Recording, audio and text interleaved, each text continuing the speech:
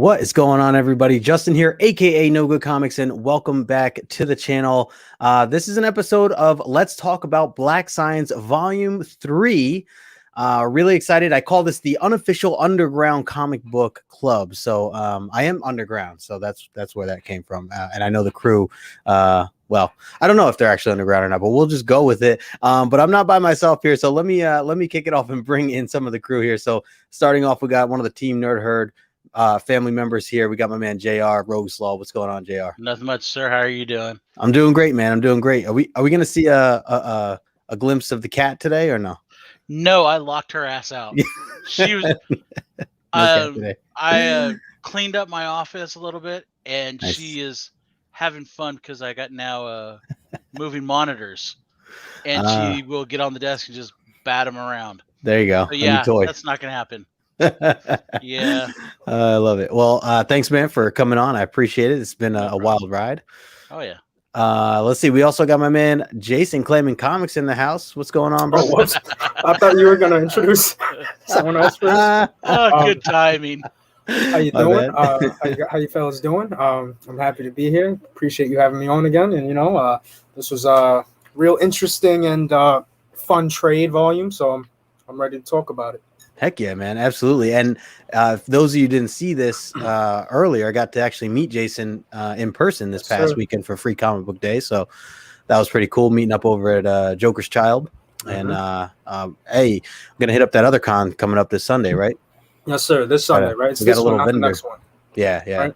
Got a little vendor con coming up. That's nice. We got 2 East Coast, 2 West Coast here. Yeah. Oh, yeah. Exactly. I didn't even realize that. So we got my man Azor's Tiger Eric, who just kicked off a cool stream, his first live stream on his channel. So Eric, what's going on, brother? What's happening, everybody? Man, thanks for the intro. Man, had a great show today. Had a good time with it. Felt good. So I'm looking forward to doing more Tiger Tuesdays. Yes, I love it, man. I love it. I love the name. I put the information for your YouTube channel, actually for all of you. Instagrams or YouTube channels, I put them all in the description below. So anybody watching right now, or if you're watching the replay, make sure you're following everybody up.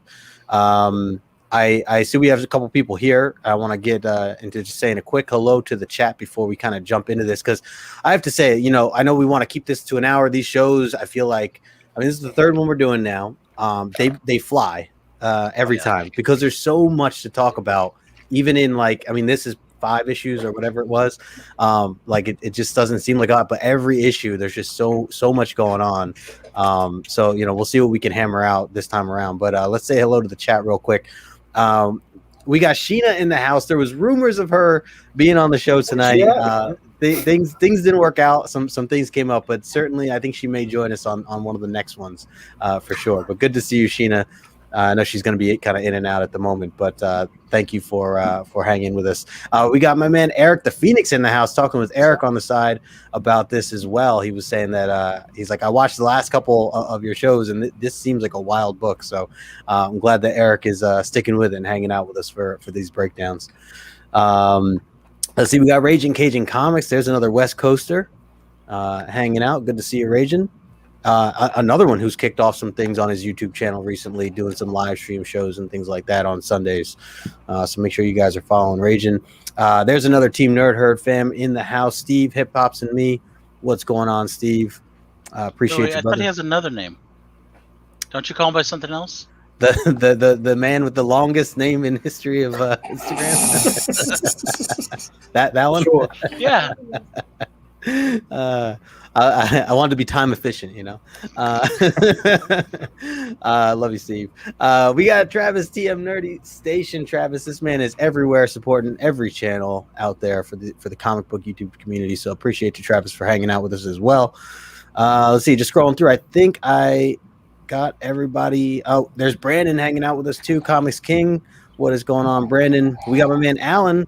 Climbing Comics in the house. So we got Climbing Comics and Claiming Comics. Very close. I get you guys mixed up all the time. That threw me off because I guess he was at a con that I was at a couple weeks ago, and I thought it was you because it's the names are almost the same. But I'm just like, how didn't we meet up? And then I was like, wait, it's like he's East Coast. It's so funny because the handle, the reason I made this handle is just to claim books on Instagram, literally just to claim books. That was all. And then I got introduced to the community and this and that. So well, if you ever decide to kick off a show of your own, I think you and Climbing Comics should team up at some point. For sure. Alan's a good dude. I think you guys would do a good job there. Thanks, Alan, for hanging out with us, man. I know Alan's been keeping up, by the way, with our reads here too. So looking forward to hearing what he thinks of this. We got my man Back Issue Paulie in the house. What's going on, Paulie? Had the pleasure of hanging out with him as well at Terrificon just a few weeks ago. Paulie's a good dude. Thanks for stopping in, man. See, scrolling down, I see. Oh, chat just jumped on me. We got JT in the house. John Thomas, what's going on, brother? Thanks for stopping in. Station, my friend. I think that is everybody at the moment. So appreciate everybody hanging right now. Feel free to jump in or leave a comment wherever we're at. But we're gonna break this down. So we're talking about Black Science, Volume 3. Let me take that down. Smash the thumbs button if you haven't already. Do appreciate that. As well. Thank you, Brandon. So I'm going to kind of just throw it around to you guys first and get your initial thoughts, at least, high level, what you thought about this. And JR, we'll start with you. Kind of what would you grade this? I know that you said you might have skipped a couple issues. I know you read this whole thing a while back, but I've read the whole thing back, and I will say probably overall I give it probably an 8.5, 9. I appreciate it a little more, at least with the issues I did read. I realized that this kind of arc was about kind of showing people's true intentions and kind of giving more of a back issue of what, or backstory of why they're doing what they do and how they got involved in the first place. I thought that was kind of an interesting thing, and I didn't catch that when I first read it. I caught it as a reading, but didn't realize that the whole arc was, okay, we're just going to go over everyone and kind of go, okay, this is why they're doing stuff. Like why they joined or why they took the mission on or so on and so forth. And kind of shows they may be the nice guy right now, like Rebecca, showing her she's in love with Grant, but then you find out at the end of it she had a whole other motive for joining into it. Right. And you're like, oh damn, that was kind of out of left field. Yeah. And that I think that was kind of interesting to see they do that with all the characters, along with Grant's overall story. Yeah, agreed. So I think that's a fair grade as well. Jason, what about you? What were your initial thoughts on this, and how would you grade this particular volume? As far as grade wise, I'm pretty sure last time I gave it, similar to JR, 8.59, I think 9 or something. But for me, it's just been continuously just going up since volume 1, how much I've been enjoying it. So I'll give it another 9 just because 10 is a perfect score. You know what I mean? It's hard to give anything a 10 in my opinion. So 9 is very good. And to highlight what JR said, I know flashback scenes are used in every comic, really. There's always flashback scenes, right? But I don't know what it is specifically, but for this, there's so much it's probably the artwork and the writing working together, but they show so much emotion, especially within these 5 issues with again, like JR said, the reasoning behind why everyone's their intentions and their true intentions, right? Exactly what she just said. Fuck that good. But there's again, just the both the writing and the illustrations just depict such emotion that I just got sucked into it, man. I just like how you what's it called?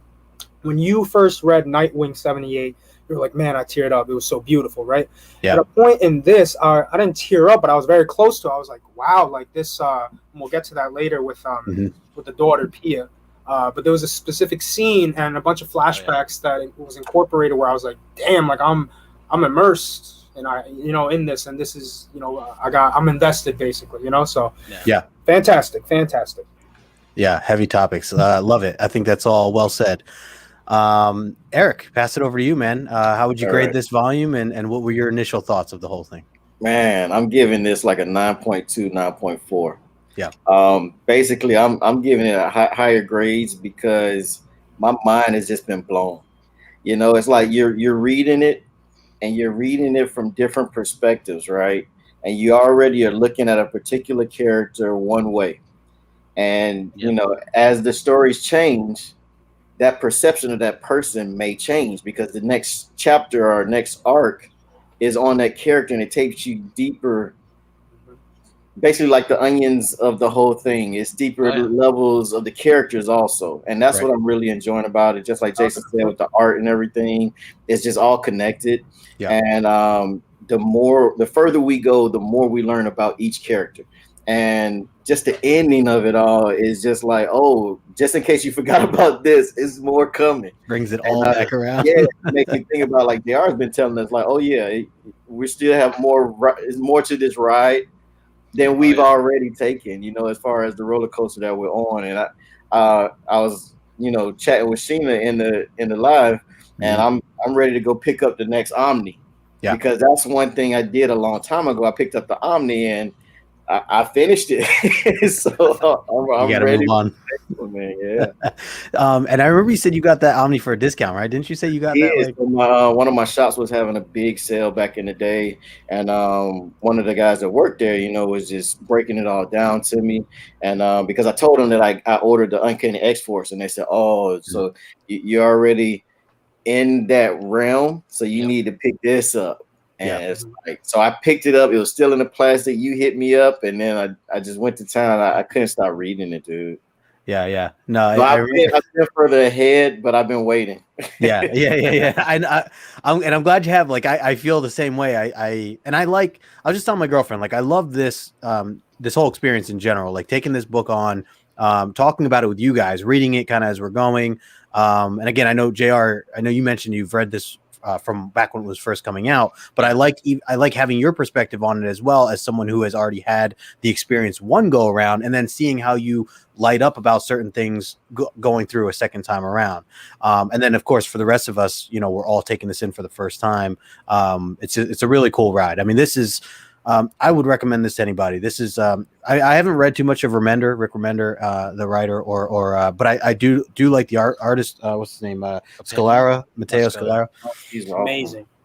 So great, man. And I really liked, I mean, he's been doing work with Jed McKay on the Magic the Gathering stuff right now. And that's kind of what really stood out to me when I was like, oh, I got to find out some more of Matteo's work.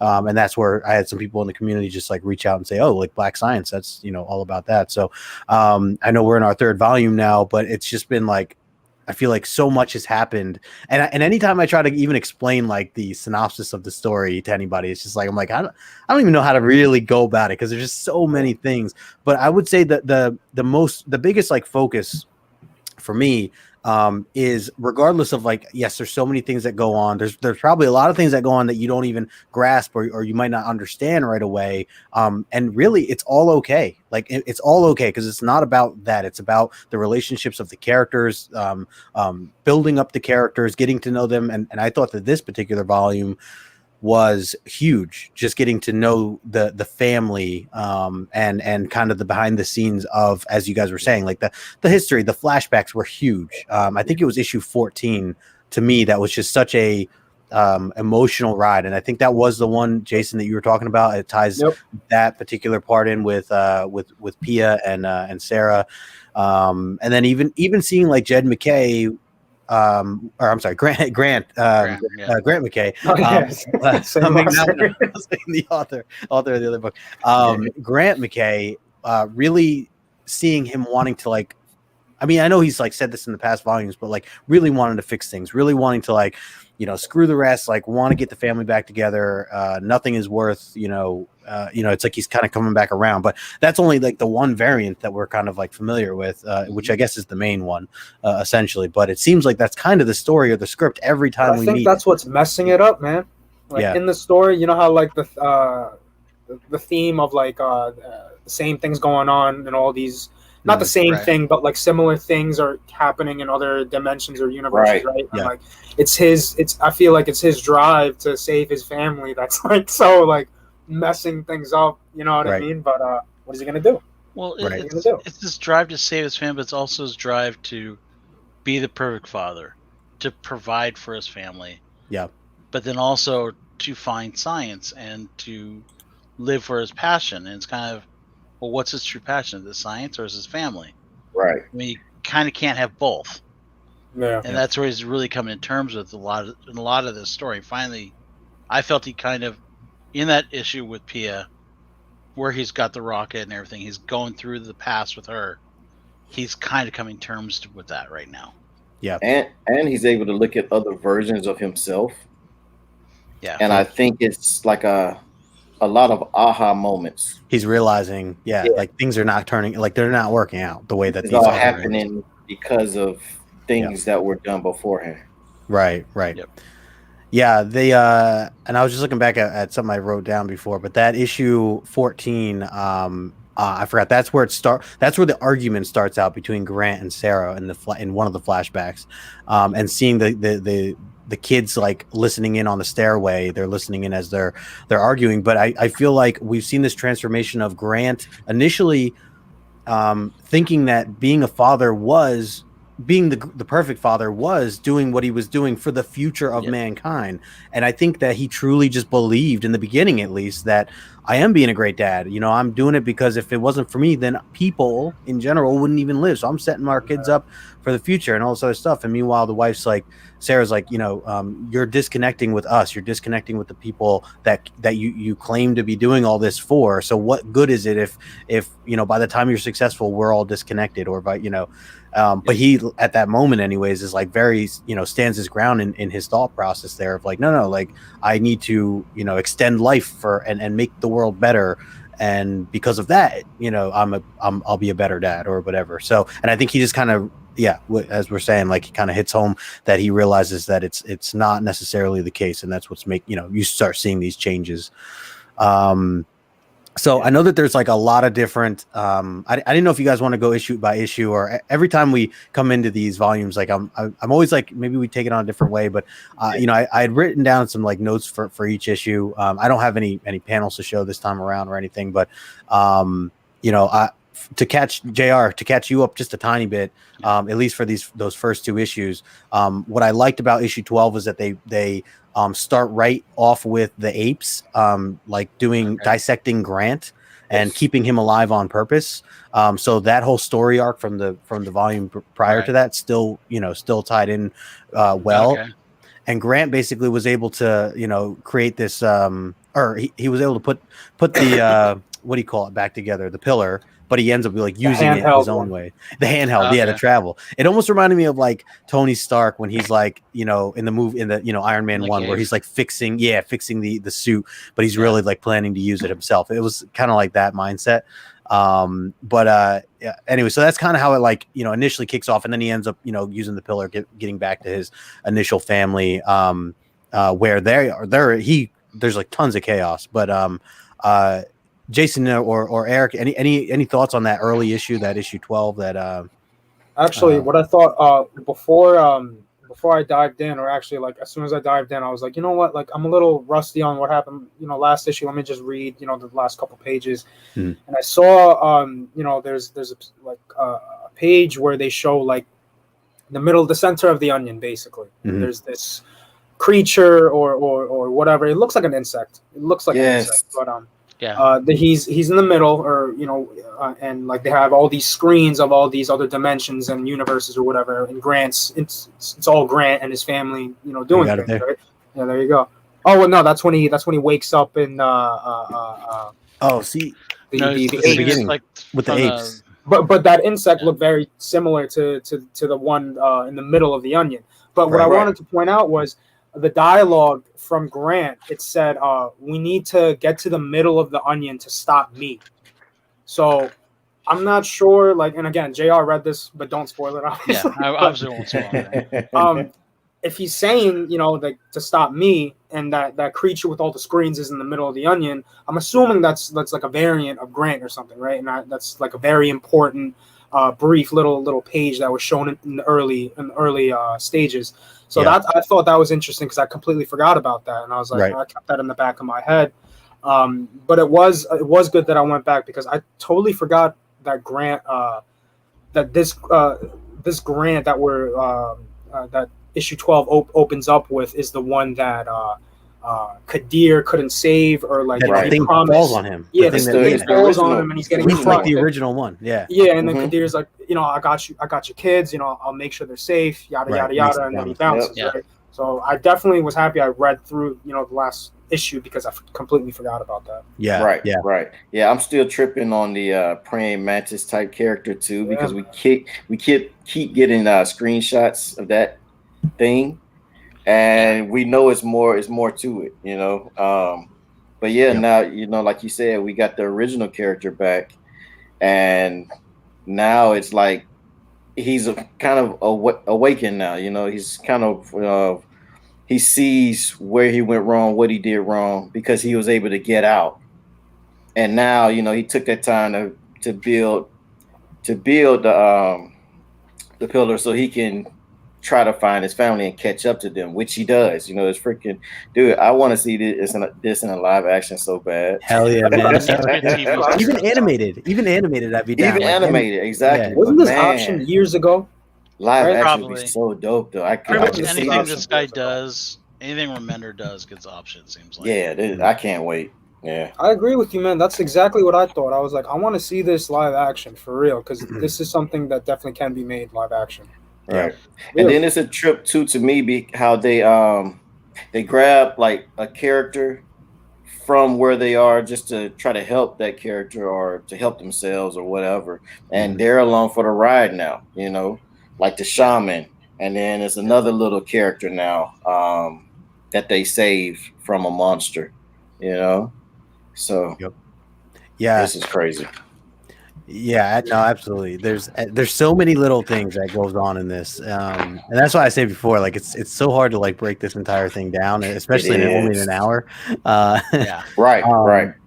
But I was gonna say too, for issue 13, JR, if you do get a chance to go back and read, at least read 13. I mean, I think you said you jumped in at 14, right? Or that you 14. Okay. Yeah. So 13 has another heavy connection, and I don't know if Jason, if that was your initial thought when you said that there was a heavy moment, or if it was in 14 when the parents started in 13. It started in 13, right? Okay. But then it really got Out spotlight in 13. So the big thing in 13 was how it was a flashback for Pia. Who the way that she wanted to get back at her mother was, or really the family, her mom and dad, is by killing herself. That's right. And so there was a heavy moment of discussion on suicide, and there was a heart to heart that Sarah and Pia have. I think it's definitely worth going back and just dabbling through when you get a chance. But it's definitely just a really good moment to see. This is what I love about this book, is that while there's 100 things going on, it takes time to put these little like special moments in the book that connect two characters so strongly, where you just fully understand those characters and can relate in some way, or have the possibility of relating in some way to a lot of different things. So that scene was very powerful, I thought, and just kind of hearing what Pia's gone through, like we now have that stronger connection with the daughter. But so I just wanted to highlight that too as part of some of the 12 and 13. But then and I know I'm jumping through a lot of things. Meanwhile, I know there's this whole thing of the guys, Grant and Sean, they're chasing after, trying to look for Sarah and Pia, and they get attacked. This is the other crazy thing about this book. They get attacked this book just introduces random characters all the time, and it's like it works because we don't have to question like, well, they never said who that character is. You don't need to know who that character is. All you need to know is that character is most likely trying to kill the family or the people, and so that's where we got this crazy guy in a spacesuit, and they discover their own bodies all burnt up and are diseased, essentially. So since you don't have the clips, I got your back, man. Yeah. If you want to hold some stuff up. That particular art scene is so dope that I have to show that so the audience can. One thing that's great though also about this book is all these little moments that you catch now will end up impacting things later on. They'll enhance that story. Yeah, I mean, and it's not like a big payoff type thing, but it's like it adds that little bit of finishing salt on your steak. You know what I mean? You get it, But if you remember this moment that happened in the past, you're like, Makes oh, it better. damn. Well, even the way that this volume ends, and I don't mean to jump ahead, and I won't get into details, but even the way this particular volume ends is like, oh man, because it just brought back, Yep. so many things that your own mind just forgets about because there's so many other things going on. Right. So that's heavy too. And Eric, good call on that. That page, just seeing what the team is seeing basically is themselves. It's like of their own. For anyone watching and doesn't know, there's a lot of like time hopping or like variance, as we talked about Loki, during our last episode of this. There's a lot of that type of stuff and having variance or seeing yourself essentially. We a lot of what ifs. A lot of what ifs. Yeah. So it was interesting to see them seeing themselves all dead essentially and diseased. One other big thing too in 13 was that Pia was sick. Yes, she actually going got back infected. to that actually with the whole disease thing, and going back to the whole thing where like what Grant thinks is best for his family and for the world, right? His whole dedication, where it comes from, where his thinking is, right? His intentions. It's funny because this is another aha moment for him because he, when Grant and Sean entered, where they're trying to find Pia and Sarah, they stumble upon these recordings, basically from the Grant of that dimension, saying like, "Hey, like this is the same exact, like this is their version of when they first jumped, right? And they jumped, they went somewhere, but so the dimension they were in, they got one of them got a disease, right? Some virus or something that was very deadly." Right. They came back and they didn't even know, and they infected this whole entire planet, right? So everyone has suits, and like a bunch of the population died, and like everyone hates these people, these scientists, this group of people, including Grant and his family. So that was a big like aha moment for him. He was like, oh, like, I had this outlook of like, I did this for the greater good of the world and for everybody, but he ended up just destroying everyone and like killing it all went bad. And then, so like, he just can't see that there's going to be a negative outpouring to anything if he does. For everything. He just figures, I'm going to do this, and they're going to throw a big parade, and I'm going to be the shit. Sorry, for one time for the night. But he doesn't understand that, and now he's starting to realize, there is, just because for every time I get something good, something bad can happen too. Yeah. And then, not to cut you off, JR, my bad, man.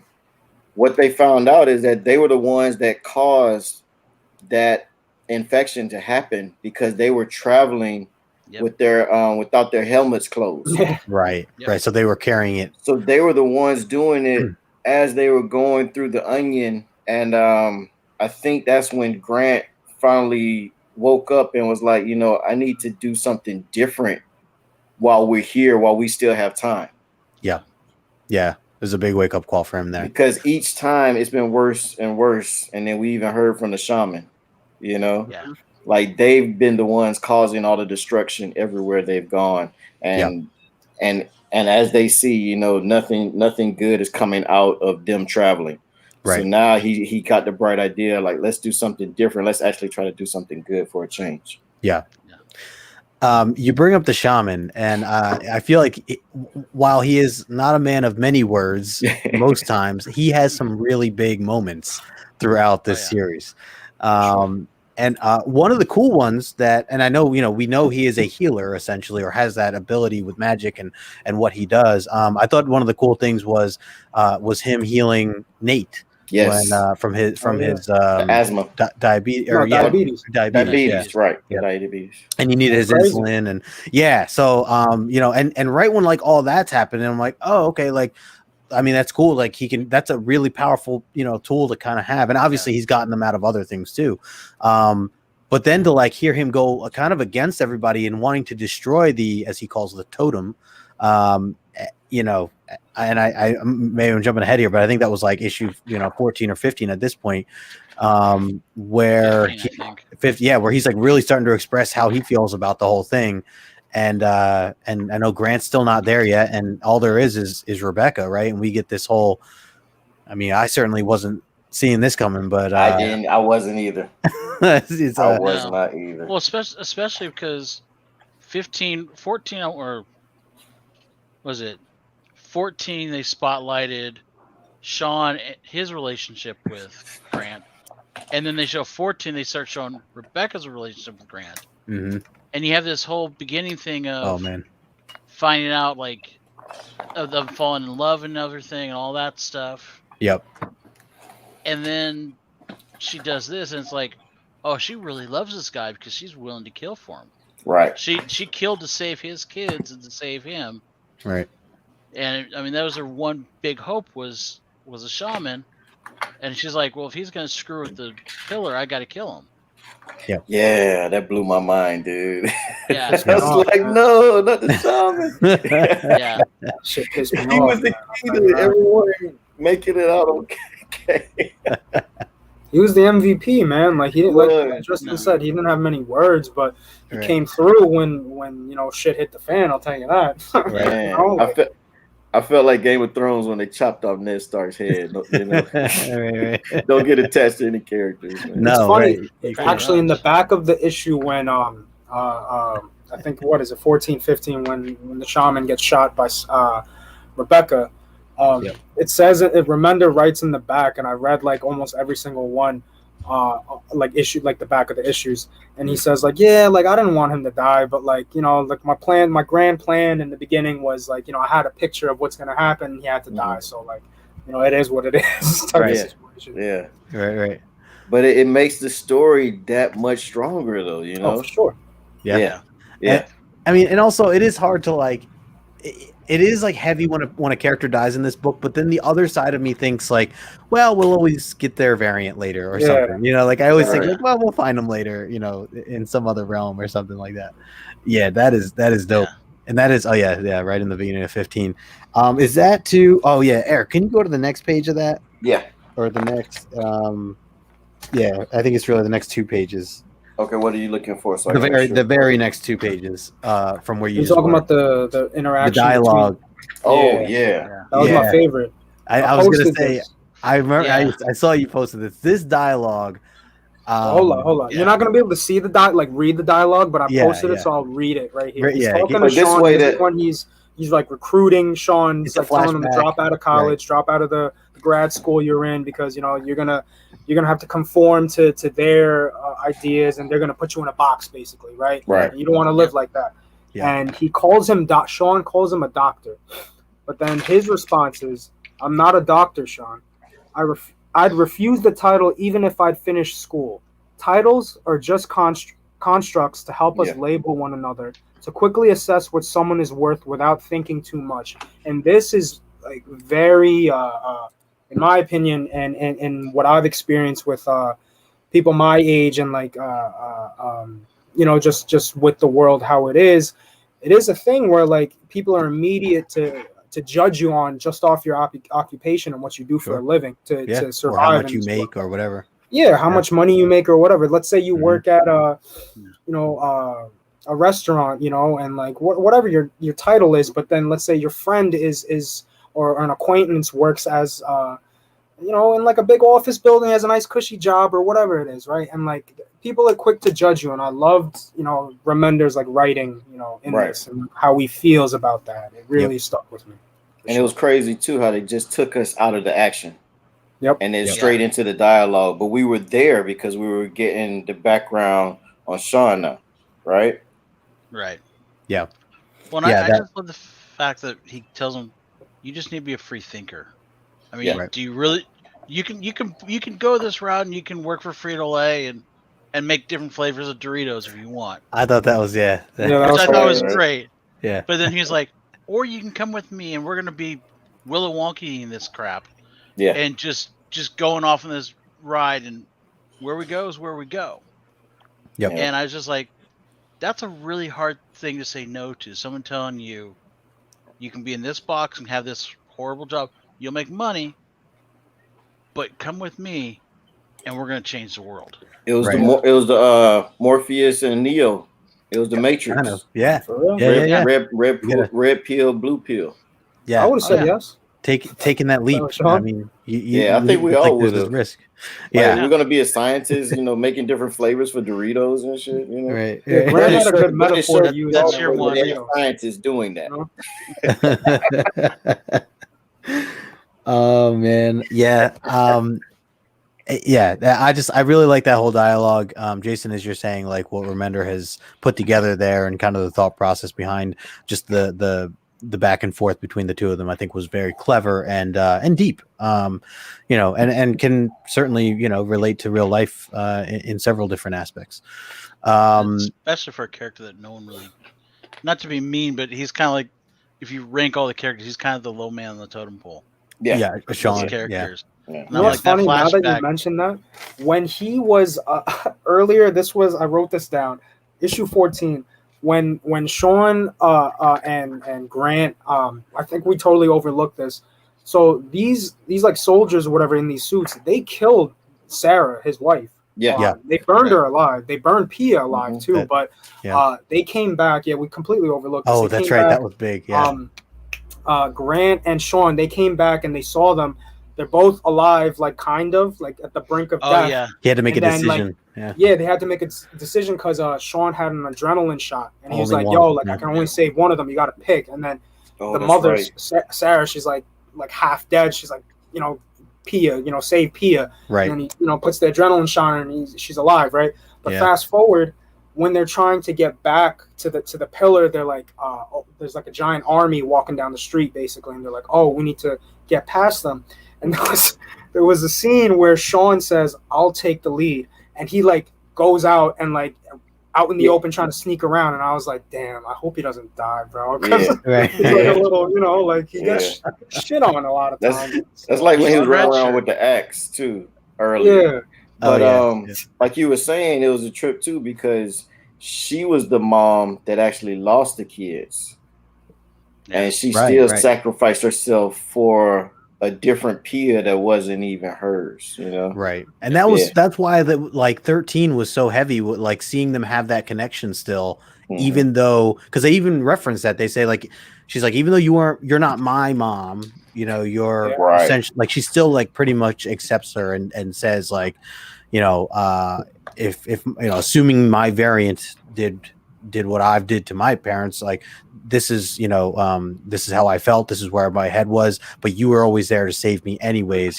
like there's just a lot of heartfelt discussion. That's what made me almost tear up. I was like, she was like, "Yeah, you're not my mom, but you're the closest thing I have." Right. I was like, man. Like, what I mean? Like, yeah. No, he's very emotional. There's a reason I read pretty much anything Remender puts out, because he has a way with making characters just sing. Yeah. I mean, it's just like with movies, like I'm a big Kevin Smith fan because of how he can make characters feel and interact. Yeah. Which is completely different than someone that's more like, I can't think of like big, like Claremont. As much as I love Claremont, his interaction characters isn't as great as Remender's. Still amazing writer, great overall story. Yeah, let me turn in my X-Men big giant. I think it's due to the times, though. Exactly. It was a different time. Yeah. But I see what you're saying, though, JR. Yeah, I see what you're saying. Yeah. Yep. For sure. Yep. Here's some more artwork, some more dope artwork. God, that artwork's so pretty. Oh yeah, that's when he's getting chased down. Yeah, by one of the cool. And again, this is like another moment that I just really like, where nothing needs to be explained in terms of like, oh, what's that jetpack? Like, how's he flying? Like who's this madman that's like constantly going after them? Right. But you slowly just understand it anyways. And I love, as we're getting towards these last couple issues here, I love the idea that Grant still wants to, or still sees this opportunity to do good, even in this one particular situation. So going from issue 15 and into 16, he makes that decision where he leaves again, he leaves his family behind, but he truly thinks that this is like a window of an opportunity where he still can do the right thing and still be there for them, and going out and basically sprinkling what is the cure, which I think is really cool, by the way, of an invention that they don't even like talk about. But he basically has this little, box that he taught this medicine box, and it's like a robot that attaches to his arm, and the robot. I love the one scene, wasn't it? Was it the shamans? Oh, yeah, Yeah, okay, that was that's the right. They shamans. took it from the shamans. So I love the one scene where like he puts it on, and the bot is like please confirm your name, and he's like, the hell. And he's like, "Oh, the hell! Welcome!" It calls him the hell for the rest of the issue. But I wouldn't give too much credit to Grant, because honestly, Sean had to like sit him down for like 5 minutes and be like, "Listen, bro, like this is the right thing to do. You gotta, we have to do this. Like, fuck your family." Oh, excuse me. And that's you're right. And that's where Sean still plays these big roles where like has big parts where he does help these lead characters like make these decisions that that they might not make on their own, that they're just a little bit more on living a bolder, mentality. Like he did with Pia earlier. Yeah. In those earlier chapters. Oh, yeah. Well, I think also he kind of looked at his kids and saw that both his kids were alive together again.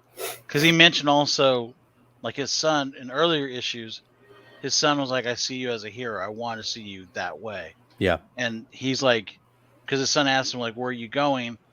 And he's like, I'm off to be a hero. He's like, I'm off to do what you want me to be. You know what I mean? It's like, it's finally clicking that he could still do good. He just needs to balance stuff. Right. Yep. I wanted to highlight here, I missed this before. Sheena was saying when we were talking about the mother-daughter scene, she said that she may not be able to have another moment with her mom, mom. So that made it beautiful too. That's a great point, Sheena. And again, at that point it was like they were both on the brink of death essentially. So they just, kind of taking it all in for what it is for what it is. It's also hard to like put yourself in these situations, obviously with the fact that it's not, can't really happen per se, or from what we know anyways. But there you go. The shaman scenes. Yeah, man, this was the most sad part of the book. Yeah. And he was so stern and like confident, the shaman, on like his beliefs, and he's a good dude. Yeah, and just like, hey, like we are ruining every layer that we go down. We need to stop now. Like he, I don't know if he was like wrong per se, but like I understand his side. I just think I also understand the side of Grant though, where it's like it still leaves hope. Like Grant's side of things of wanting to keep going, or even Rebecca, or any of them that wants to, try to get home. It still leaves hope that they're confident that things will get better. But I think the shaman's a little more realistic. Like guys, like as great as everything, like we really do need to stop traveling. Like we need to break this thing. Plus, he's going off the stuff that he saw in his own time. Right, it's not the first time around. He's seen this several times. Yeah, right. Yeah, that's a good point. Because he came from one of those different dimensions, right? That was like the first one they hopped into, and then and then they brought him with them. But I did have a question about issue 16. How it started? It started with another. Like I swear, every single issue started with a flashback scene. That was the run for this. It's the theme, right? The running theme. I loved it. Not complaining. But I did have a question because I was actually genuinely confused. Number 16, when issue 16 starts, it's a flashback of Rebecca and Grant in the lab, and Grant's like, you know what? Like I've spent too much time on this and not too much time with my family, so I'm done, Rebecca. Like this, it's over. Like I want to leave, right? And she's like manipulating him. Now that we know that she's manipulating him, saying like, oh, like I'm in love with you, and I know you feel the same way, right? But that tattoo of that like cross, does Grant have a tattoo of a cross? He doesn't. He did. I didn't recall. I'm not sure. Because correct me if I'm wrong, JR. I think he does. Does he? I believe he does. It's just the problem is his hair was longer. His hair, but also the suit, the way it's cut. Oh, the helmet and everything. The helmet. Because the thing with this book, man, it's I've noticed like certain like scenes will like you'll think it's something. Yeah, but then it's not. Yeah, but it's not. It's and something then sometimes else. You don't think it's anything, and it is something. Like exactly. So like I'm looking at this Grant's tattoo of that upside down cross, and I'm like, did our Grant ever have a? Because it's huge. It's on. It really stands out. Yeah, it's almost like really it's almost like purposefully like standing out. You know what I mean? Right. So it's like stamped. It's really. So I don't know if he does have a cross. You know, that's just a flashback. But I don't know. That made me think like Is this something else? Is this from a different and that dimension could be of the world or whatever? That's true. I don't recall ever seeing the cross prior to that moment, because I remember reading it going, when did he get that cross? But then you got me hunting for it now too. But it's not hard to hide though with the helmet and the most of these series he is wearing stuff, and even when the mask is off, the helmet still is like it's like shoulder pads. It's like, and then he had like a turtleneck piece or something. Yeah. He's still, and then he's turned the other direction. Yeah. So he's playing all into it, man. Right.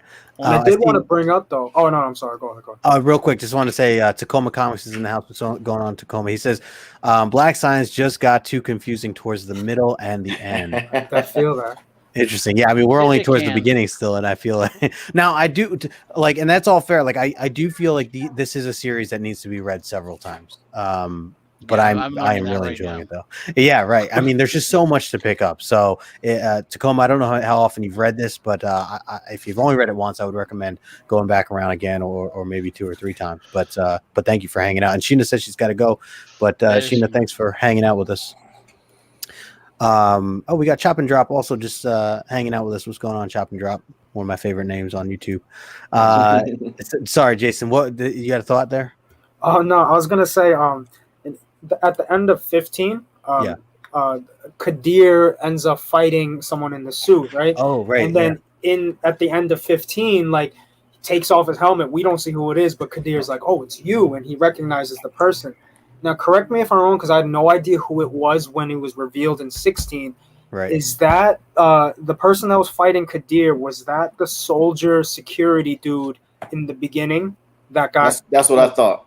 That got murked, that got killed, like in the beginning, the security officer that in the beginning, or am I wrong? That is what it was. I think that's what I chalked it up to initially. Yeah. You're not talking about the end with the girl. You're talking about no. I'm talking fight scene from 15. that one fight scene with Kadir, and then he knocks him out instead of killing him. Is like right. He walks back. Let's talk about Kadir for a second here, because that last issue, or kind of the scenes to it.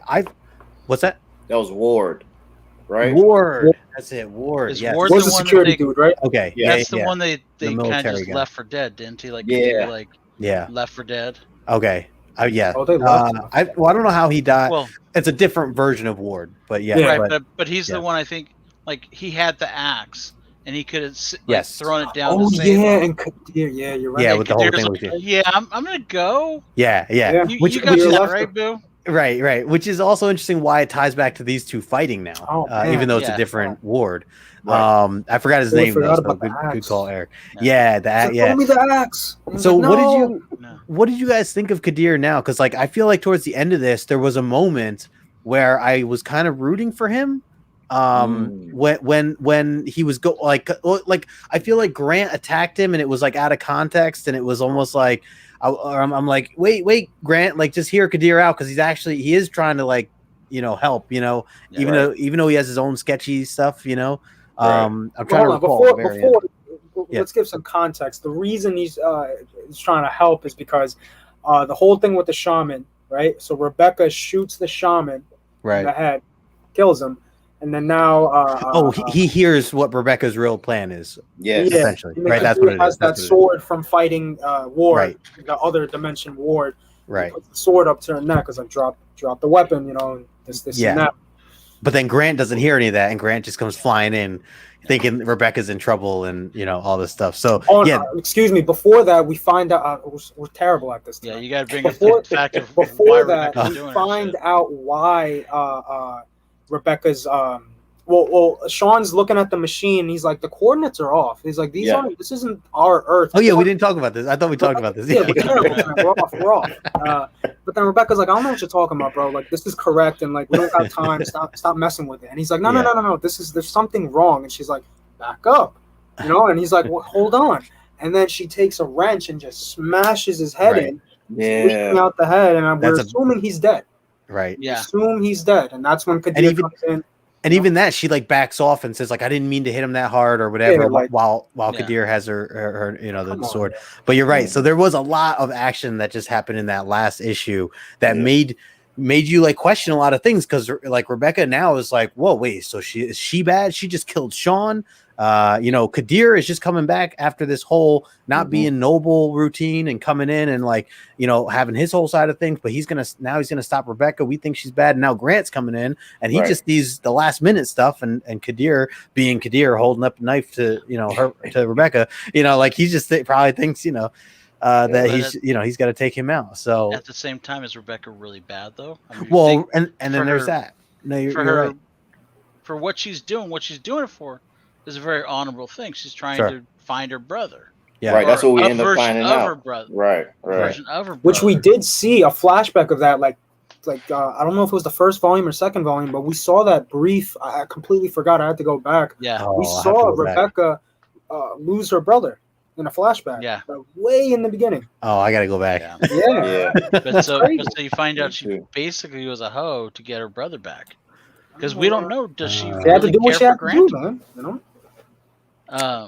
And so you find out that, and it's kind of okay. She's willing to kill to get her brother back, right? And she was willing to seduce Grant and take him away from his family.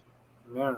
So we went from, we thought Grant was the bad guy, and then we started learning about him. We thought Kadir was the bad guy, and then we see him being placed in different situations and actually honoring his word. Yeah. So then it makes us look at him different. And now we get a whole new arc on Rebecca. Yeah. You're right. So we got more to come, huh? I think one of the overlying themes we see in this book is it shows that with every different choice, you could be a different person. Yeah. It shows that not everyone is necessarily cut and dry evil or cut and dry good. Right. Yep. And it all depends on what happened to you. And it depends on what your own agenda is. It seems like they all have, to some degree, their own personal agenda, whether that's all been shared or if we're learning that along the way, like the Rebecca brother thing. Not everything's out in the open, and some are a little more secretive than others. But to me, it seems like the only two innocent ones are Nate and Pia. I feel like kids, they're very genuine with just wanting to get the hell out of hell and get back home to Sarah, and all this other stuff. So, but they'll be growing up real fast after all of this. I was gonna say, are we gonna run into an evil Nate? Maybe we'll run into an evil Nate down the road. That'd be crazy. Or not an evil, but one with its own agenda. You never know. Or something, right? Older, maybe. I see Tacoma here said one time he read the single issues when it first came out. I think a lot of the Image comics read better in trade. Yeah, Tacoma. This is, I would say, is definitely a book that would read better in chunks. And really, and really go back. And even now, as we're talking about this stuff, I mean, some of you guys are bringing up scenes that I'm like just remembering again, or the stuff with Ward or stuff like that. Like if you guys didn't mention that, I would have completely forgot altogether. So it's really cool to. I mean, this is a book I think you have to bounce ideas and talk about to really get the in-depth of everything. So at the same time, though, I'm jealous that I wasn't picking this up in single issues and me too. Waiting month by month. Yeah, getting that. Like, wow. I'm trying to think there was something else that was coming out at the same time as this, and they're just two amazing books. Was it Saga? It might have been Saga, but I don't think I never got really jazzed for Saga. Saga's a great book. Saga's amazing. Don't trip. No, I haven't even. I know some people on this panel love Saga. I haven't read it yet. I'm still pissed that we haven't got a final arc in a year and a half. It's coming, JR. One day. Yeah, especially with how it left off. But no, there's another book I'll have to remember for next time that was coming out like right at the same time, and both the books were just phenomenal books, and just like you kept getting cliffhangers between the two of them. Wow. Oh man! Now you gotta. It wasn't Southern Bastards, was it? No. Okay. But we never got to finish that one either, did we? Not yet. I just read the Forced Trades though. That's another book, man, for another time. But yeah, it's a great book. By the way, Eric, did you just say you haven't read Saga? I have not. Oh man! Don't hold it against me, man. No. But we got it. It's because of when I got back in to collecting and reading and everything. So yeah. No, man. You see, I'm game to just pick up a whole Omni. Yeah, man. I will say this, though, Zoris. Wait till they finish Saga, and then pick it up. Nice. I think it's going to be a great ending. It's a great book. I'm Brian K. Vaughan, I love as a writer. I think he's a great writer. I think he just has issues with writing endings. So and I think that's why it's taken so long. I will say I'll confess I have not read the third large volume, like the hardcover yet. So I've only read 2, but I did that on purpose because I've loved it so much. The first 2, like the first 6 trades were just so good that I don't want it to end. And knowing that it does, stop in the middle and not have an ending, I've been literally just slowly taking my time with that. You're saving it. So So Eric, if you want to reread, or if you want to read that for the first time, I am down to reread that with you at some point. We'll line something up. But it's hard to do that when you have a compendium and like. I know. You just want to keep going. Yeah, I have the 3rd volume. It's sitting here, or the hardcover. I just haven't jumped into it yet. Chop and Drop here says, "Man, the story sounds so good. You really need to check it out, man. If you haven't already. This the Black Science." But we didn't even get to the end of this issue either. Oh yeah, the big cliffhanger. Real quick. So go ahead, JR. I forget what they were. Was it the monkey planet, right? Yeah, the spirits and the monkeys. The spirits are in the monkeys. Yeah. All of a sudden, the blonde hair chick, I can't remember her Chandra. name. Chandra. Shows up like a bitch out of hell and just goes, "Okay, you're all mine now," and just launches like all the spirits. Thousands. Hold on. She popped up, and the dudes are like, before she popped up, the locals are like, "Hey, they were actually helping us, and like the dust or whatever, the chemicals that they sprayed, they cured our planet, right?" And they're like, "Oh my god, like that's great." And then she shows up, and they're like, "We need to thank this woman. Like she has the same symbol, she has the same outfit they had." So they're like, they're like trying to thank her, and then she's like, "Nope," and she unleashes hell, and just all these spirits come out. Here's the bubble, right, as they all come, and then she just smacked that eyes. Yeah, really like. Greetings. Nothing's good comes from those eyes. Yeah, no, definitely crazy. and even here, where he's like, "Oh, we want to thank your people." He says, "The same ones who saved us. We are in your debt. You have brought salvation to our people, traveler." All this great stuff, and then you get these eyes right afterwards. What does she say down there? She says, "In a manner of speaking." Yeah, it's. We got to remember, her people, to survive, they need hosts, right? And they needed, and that was talked about in the beginning of this volume. The very beginning of this volume, it was all. I went back today, right before we jumped on. I was like, let me just go back and look at the very beginning, how this kicked off. And that's I forgot, just because you jump right in. But like, you're right. It left off, or 12 started out with Grant talking about how the monkeys kept him around, or the apes kept him around, because they need new bodies and they want him to fix the pillar so that they can get their new bodies and all this other stuff. Now you don't get to see her yet, or you don't, but we saw her get taken over. Yep. In what was that volume? The volume first volume? I think. Volume one. End of volume 1. Because they barely end of volume 2. That's when she steals the portable pillar. That's right. And she's like, "All right, I'm out." Yep. Yeah. And then they don't really say anything about that. And now she comes back. Man, yeah, that was just crazy.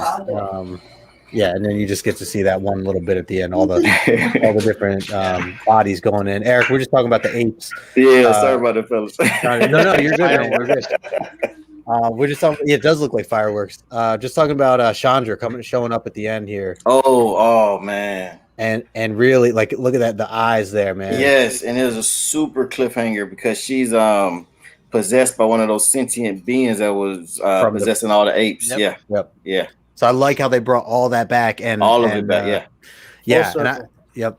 It's like, that's what I just love about the book too. And to what JR you were saying in the beginning of this is that some of these little things, they just click down the road and make sense to what happened prior. We forgot about Chandra, or I forgot about Chandra. Forgot about the fact that she was taken over to begin with in that first volume. And then a whole volume goes by and we don't hear anything. So it's real easy to forget. And she stole a pillar. So we don't know what she's been up to. Right. That's true. Yeah, we don't know what she's been doing before she even came through. Yeah. Yes. Yeah. I got to go by the next Omni. Yeah.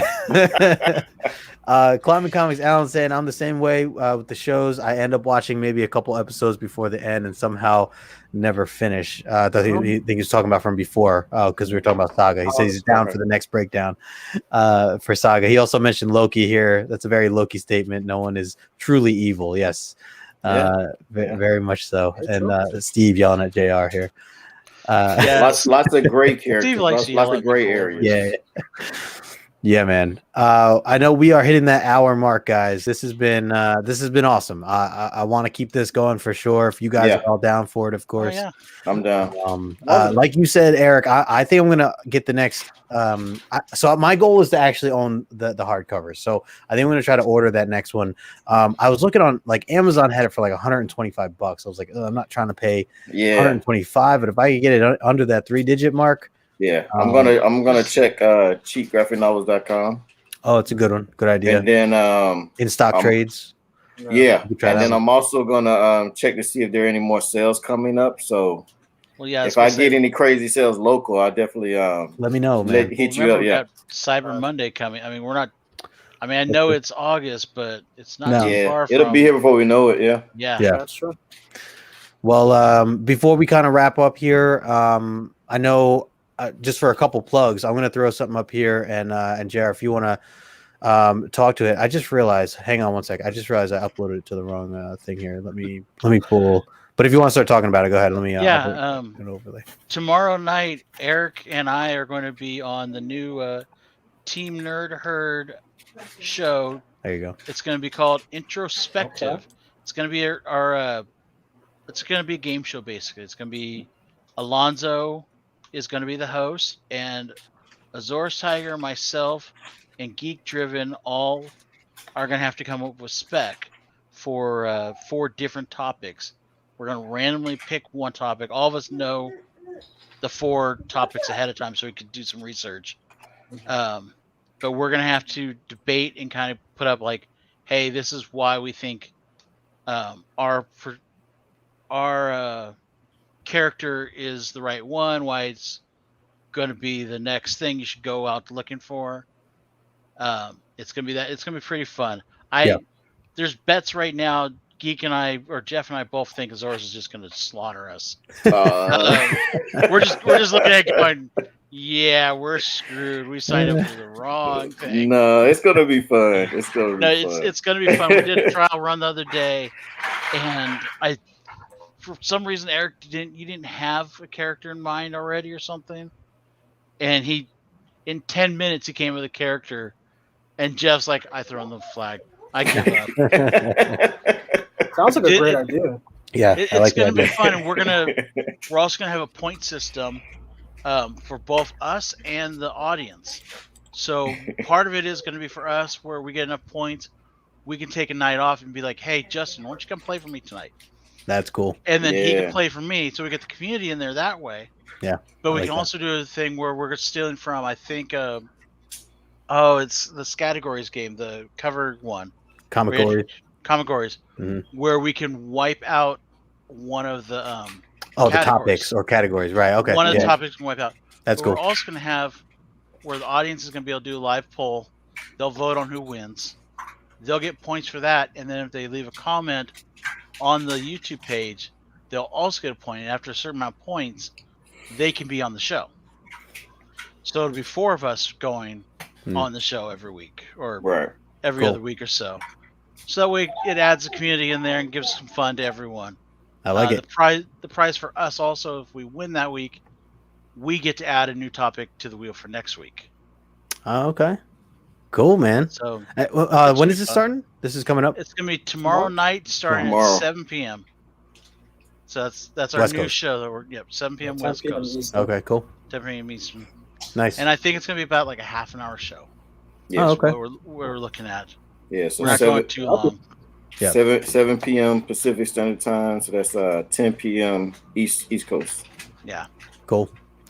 Very cool, man. Well, everybody, anybody catching that or watching this now or on the replay, make sure you check that out. Coming up tomorrow, I'll definitely be in the chat for sure. Jason, anything you have coming up? Anything that or any shows or anything like that? I know you ride solo, man. I'm not a YouTuber, but you know, I'm always glad. You are now. Yeah, man, you are now. You know, guest tuber. You're gonna be at Baltimore, Jason? Yeah. But what'd you say, JR? You're gonna be at Baltimore? I haven't bought tickets, but I plan on, you know, making moves down there. We'll see. Nice. You should look into it, bro. Yeah. No, 100%. Wait, when is that exactly? It's October? October, yeah. October, right? And October. the second to last weekend, the 22nd to the 24th. I mean, my birthday's in October, so that makes sense too. So, oh, there you go. I'll probably nice. make moves there, but There you know, no, as always, I appreciate you having me on, and yeah, man. I'll be on the next one. You know. Yeah, absolutely. I'll be, you know, I'll reach out to you guys. You know, we'll get the chat going again and aim on for the next one, and you know, see if maybe we get Sheena on this next one coming up too. But everybody here in the chat right now still hanging with us. Appreciate all of you. Saw some new faces as well. So if you're new, make sure you subscribe to the channel. Hit that like button on the way out. Make sure you're subbed up to each of these gentlemen here or following them over on Instagram. And if you haven't talked comics with them yet, you certainly should reach out to them because I know that they're down to do that. So for the rest of us, thank you guys so much. Appreciate JR, Jason, Eric. Always a pleasure. These are good times. We'll follow up, see when we dive into the next one. But till next time, you guys have a great week.